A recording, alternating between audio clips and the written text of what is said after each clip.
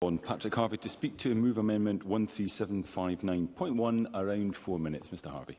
Presiding Officer, 15 years ago, Scotland set legally binding climate targets. The goal was to achieve a step change in emission cuts and to become a world leader on climate policy.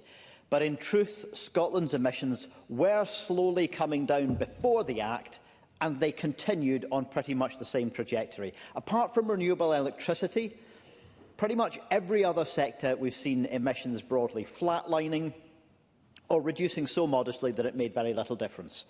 How we use energy, as well as transport policy, land use policy and more, should have seen ambitious policy change to drive down emissions from other sectors. It didn't happen.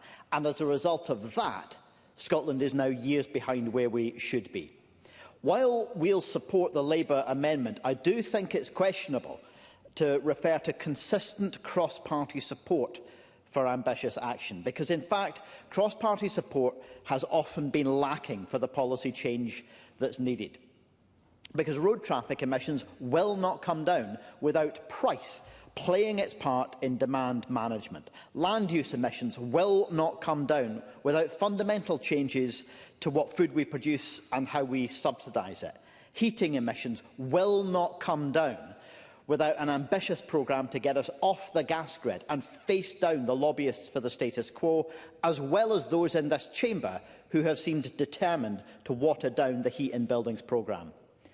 We're also being held back, Presiding Officer, by the false but prevalent idea that the market must lead the transition, or indeed that the fossil fuel industry itself should be allowed to determine the timescale for action. Let's be clear about the fossil fuel industry's track record. They've known about the harm they were doing since the 1950s. There were decades of cover-up, followed by decades of deliberate propaganda to create a climate denial conspiracy movement. Nowadays, most oil and gas companies have moved away from denial toward delay. We need a transition, but please make it slower.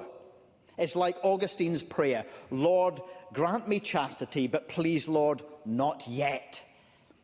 There was a time when the world could have made this transition slowly. That time was decades ago. We're long past that point now. By most estimates, around two-thirds of oil and gas reserves must stay in the ground. That means investment in fossil fuel supply must decline dramatically now and in the years ahead. But what are the fossil fuel giants doing now?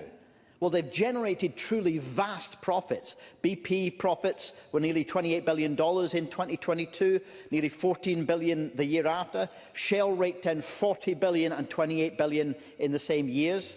Yet both companies' investment in clean energy has flatlined, and both have doubled down on new fossil fuel investment. If there's time, I'll take one intervention. There's the time back. Monica Lennon. Yeah, very briefly, because the member's making some really important points, but we are here to talk about action that this government can take in Scotland. Does he agree with me and many others that the Scottish Government should join the Beyond Oil and Gas Alliance? Quickly. Patrick Harvie. It's something the Greens have advocated for persistently, and we continue to do so. The International Energy Agency has stated, for the moment, the oil and gas industry as a whole is a marginal force in the world's transition to a clean energy system. In fact, that industry accounts for only 1% of global clean energy investment. Presiding Officer, it is no longer just the Greens and the climate movement who are calling out the fossil fuel industry for its dishonesty and for the harm that it continues to do. As well as the International Energy Agency, the UN Secretary-General and a host of other authoritative global voices have been clear.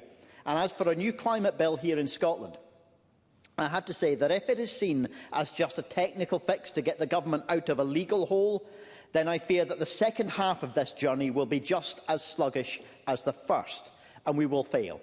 Instead, this bill must be seen as a pivotal moment, locking in the bold policy changes that are needed to get us back on track and get to net zero by 2045.